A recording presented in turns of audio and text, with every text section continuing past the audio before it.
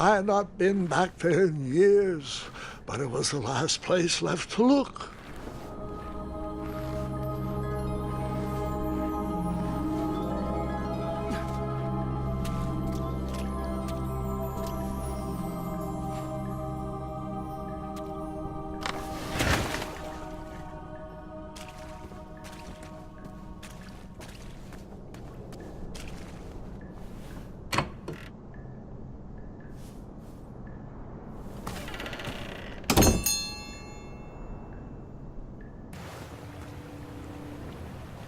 It was not exactly as I remembered it, but it wasn't all that different either.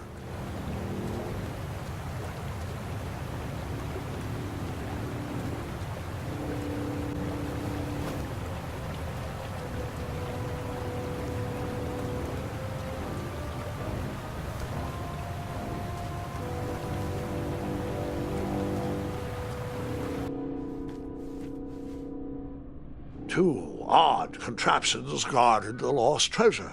I would have to turn one and see what happened.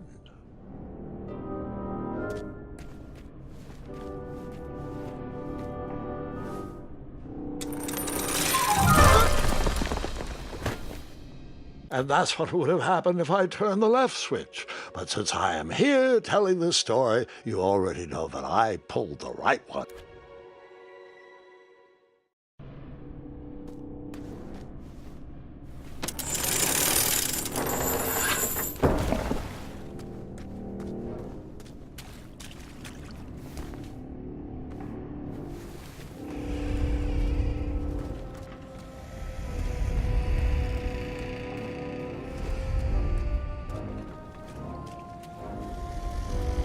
Even though the bed was very comfortable, this was no time to hide under the covers.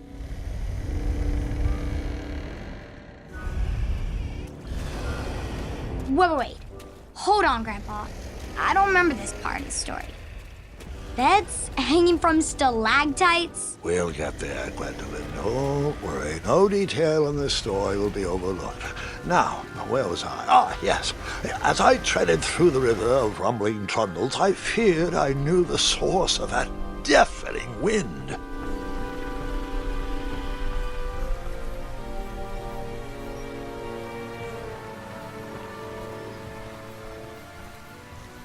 Nestled beneath a slumbering pile of teeth and claws was... Fabled mirror. Oh, so you remember this part of the story. Well, dragons are my favorite. You want to tell this part? Yes.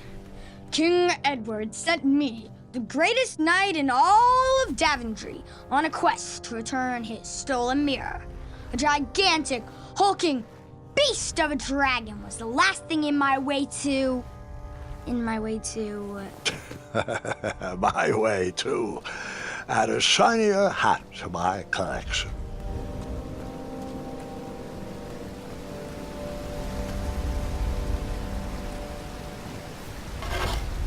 I tried to turn that crazy contraption, but it was missing a handle. Someone tampered with it, creating some silly conundrum.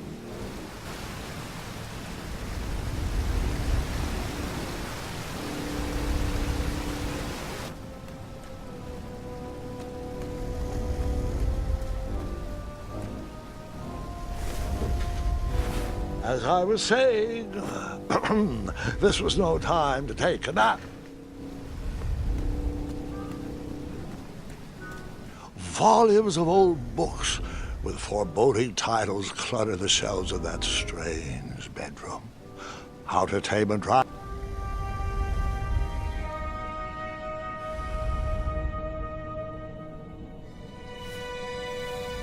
So, the missing handle was booby-trapped? What did you do? Well, I used my cleverness to outsmart the trap.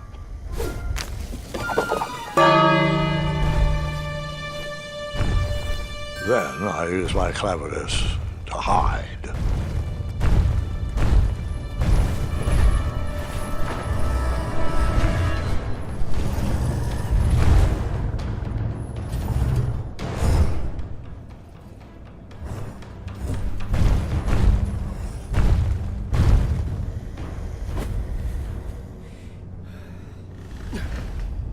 Luckily, that half-blinded beast never noticed me in bed. A dragon's eye must be really hard to pierce with an arrow. At archery lessons, I can barely hit a hay bale. It is indeed a feat only for skilled archers.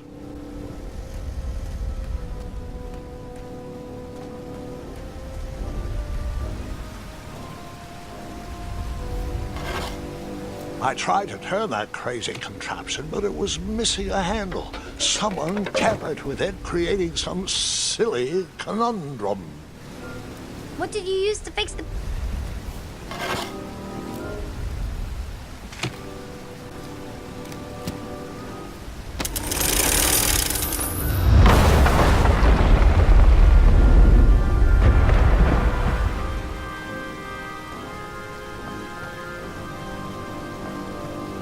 The dragon's chains were coiled around a gigantic switch mounted to the cave wall. This cave seemed to be filled with failed adventures.